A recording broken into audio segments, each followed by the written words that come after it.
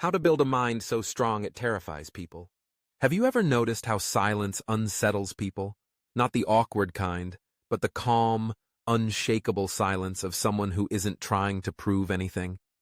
That kind of silence terrifies people because it signals strength, a kind of strength that doesn't need to be loud, aggressive, or attention-seeking. It's the strength of someone who's no longer playing by anyone else's script. Most people are fragile, not because they're weak physically, but because their minds are soft. They collapse under pressure, need constant approval, and live in fear of being disliked, misunderstood, or outcast. Their minds are built on sand. But you want something different. You want to build a mind so strong that people feel it when you walk into the room. Not because you force it, but because they sense they can't manipulate you. They can't intimidate you. They can't decode you.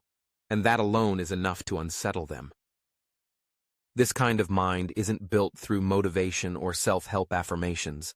It's forged in discomfort. In the quiet hours where you face truths about yourself that most people spend their whole lives running from. The German philosopher Friedrich Nietzsche once said, "He who has a why to live can bear almost any how." But that's only half the equation. The terrifying mind doesn't just find a why, it learns how to endure, and more importantly, how to stand alone. Here's the brutal truth. The more independent your mind becomes, the lonelier your path gets. Most people find their identity in groups, in religion, in politics, in family expectations. You start saying what they say, believing what they believe, feeling what they feel. You don't even notice it happening.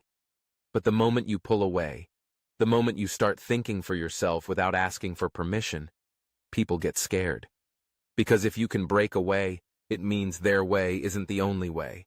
And people hate being reminded that their world is just one version of reality, not the truth.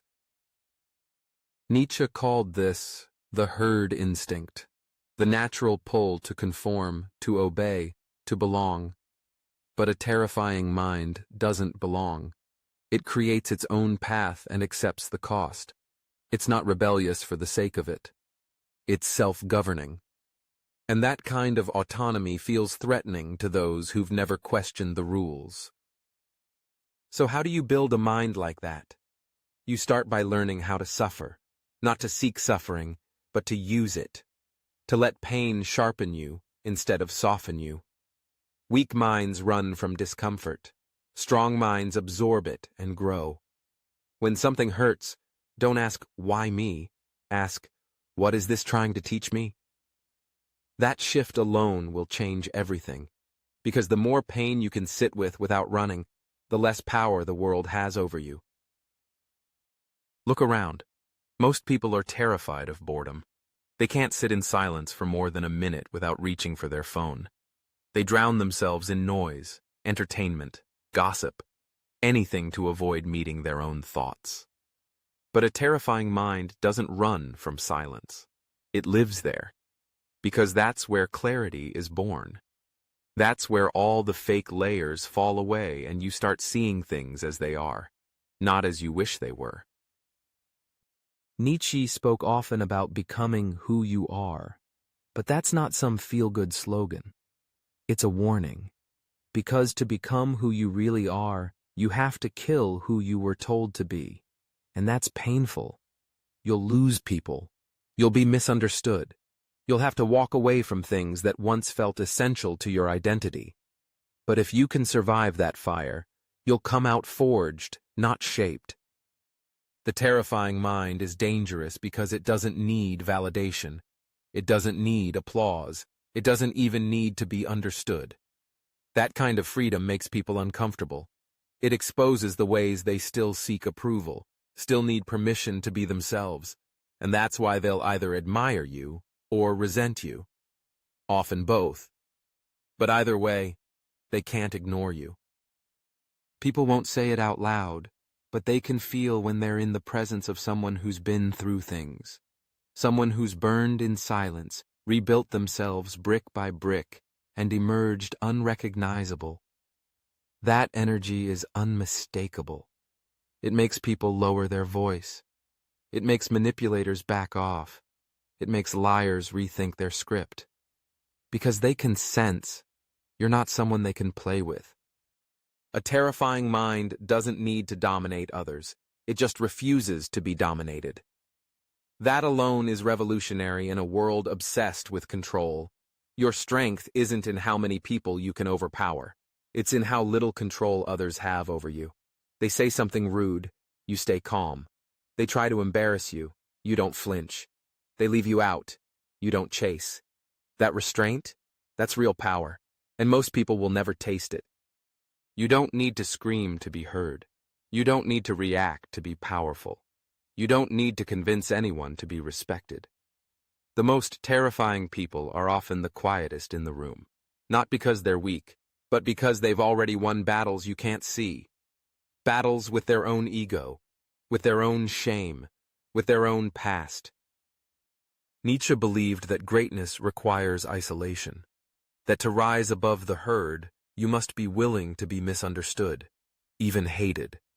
He called the strong mind the Übermensch, the overman, who has overcome the need to be liked or accepted, who doesn't follow rules just because they exist, who creates their own values, rooted in truth, not tradition.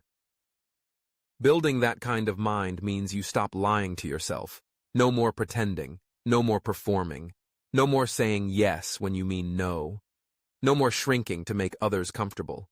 You speak the truth even when your voice shakes. You walk away from what insults your soul, even if it's familiar, and you don't explain yourself to people who have no intention of understanding you.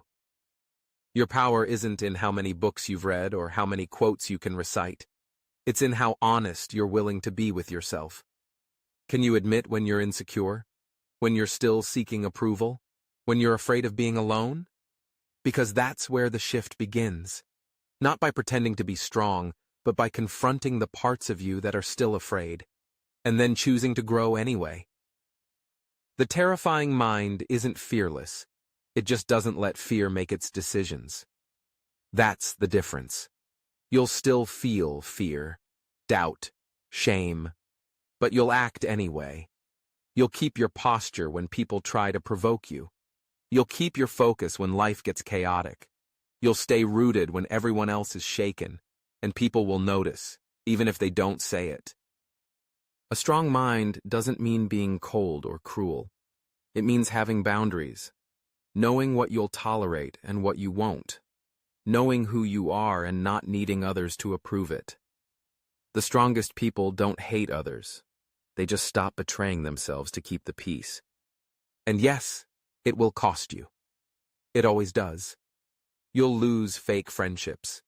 You'll outgrow places that once felt like home. You'll realize most people liked the version of you that was easier to control. And when that version dies, their loyalty often dies with it. Let it, because what you'll gain in return is priceless. You'll wake up one day and realize that nothing outside of you defines you. Not your past, not your reputation, not your relationship status, not your failures. You'll carry yourself differently. Speak more carefully. Respond instead of react. And people will notice. They won't always say it, but they'll feel it. Something about you is untouchable. That's the mind that terrifies people.